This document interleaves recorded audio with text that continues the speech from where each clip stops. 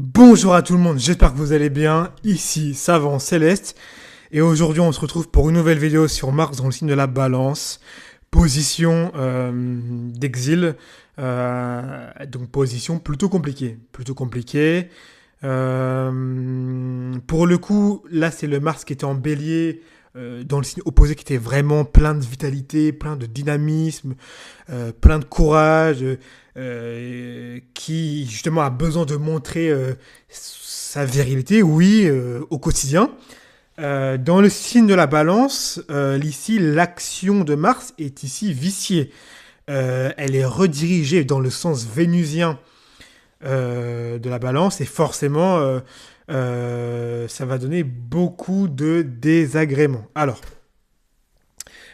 juste avant de commencer, je vous invite très fortement pour le coup, parce que là c'est des positions plutôt fortes, de vous référer à mon podcast sur Patreon, où justement je parle des dignités astrologiques. Je l'ai détaillé pendant, je crois, 30 minutes à peu près.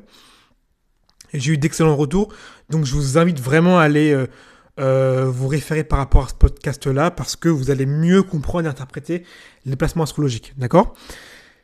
Alors, pour Mars dans le signe de la Balance, généralement, on va retrouver quoi ? On va retrouver des personnes qui sont souvent très belles ou très beaux. Je m'explique, ce sont des personnes qui mettent beaucoup d'énergie, Mars, dans l'apprêtement, dans le vêtement, dans la beauté. Ce sont souvent des personnes qui sont effectivement très beaux, très belles. Hein. Ils mettent beaucoup d'énergie, un peu comme un Mars en Taureau, un petit peu, sauf que le Mars du Taureau, c'est un Mars de terre, et comme c'est un Mars de terre, il y a beaucoup plus quelque chose de en rapport avec la matière. Donc chez Mars du Taureau, ça va beaucoup se voir dans le physique, dans la voix. En fait, ça va vraiment se voir si vous voulez, dans le corps. Alors que Mars de la Balance, c'est un Mars qui va plutôt se voir sur les vêtements, sur les soins, sur la peau, vous voyez, sur les cheveux, les coupes de cheveux, etc. Ça va plus se voir sur ça, Mars en Balance. Et donc, il y a une petite différence, mais ils s'y rejoignent. Pourquoi ? Parce que Vénus dirige, ok ?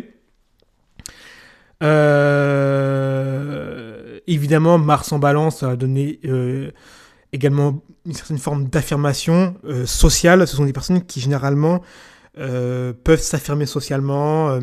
Alors, Mars du Balance, c'est plutôt compliqué, puisque parfois, ici, l'épée de Mars est redirigée parfois vers l'autre. Vous savez que la Balance, c'est le signe, comment je l'appelle, de la comparaison, du contrat, donc en fait de la personne qui nous fait face. Et quand on a Mars en Balance, généralement, on va retourner le glaive, le couteau, l'arme vers la personne qui est en face de nous. Donc ce sont des personnes qui peuvent effectivement parfois vous attaquer. Pas forcément parce qu'ils ont... comment dire ? Ils peuvent vous attaquer. Et c'est là où on voit vraiment la différence avec Mars du Bélier. C'est que là où Mars du Bélier va vraiment attaquer parce que pour lui, la vie est un combat. Mars de la Balance va vous attaquer vous potentiellement parce que vous êtes plus faible parfois. Et en fait, dans la vie en général, parfois c'est un peu... comment dire, c'est pas le Mars qui a le plus d'énergie, on va dire, d'accord. Il y a des moments où il a envie de travailler, il y a des moments où il n'a pas envie de travailler, voilà. Il y a des moments où il est motivé, des moments où il n'est pas motivé. Et beaucoup des aspects de la vie beaucoup de ces actions vont se mettre en fait sur l'apparence et sur l'autre. En fait, il va accorder beaucoup d'importance, à l'aspect vraiment social en fait de la vie. Peut-être un peu trop d'ailleurs. Évidemment, il peut y avoir alors, je pense que j'en parlerai dans les côtés un peu plus négatifs pour le coup. Évidemment, il peut y avoir des personnes qui peuvent s'intéresser à l'art, c'est pas impossible. Mars, c'est le couteau, mais ça peut être également comment dire comment je pourrais vous faire une métaphore. C'est un peu le coup de pinceau. C'est l'arme qu'on utilise un peu contre un tableau. Donc dans Mars en Balance, effectivement, il peut y avoir cette appétence pour l'art, pour la beauté, etc. Ok, bon, maintenant on va passer plutôt au côté négatif, et il y en a beaucoup. Je voulais dire quoi tout à l'heure ? Je voulais parler justement du fait que Mars en Balance, évidemment, il va y avoir des conflits dans des procès. D'accord ? C'est le signe des procès, la Balance, c'est le signe de la justice. Donc quand vous avez Mars, vous allez être en démêlé, vous allez être en conflit, vous allez être en litige avec des procès, enfin dans des procès avec d'autres parties, etc. Ça c'est quasi sûr, ça c'est déjà vu, et je l'ai déjà vu.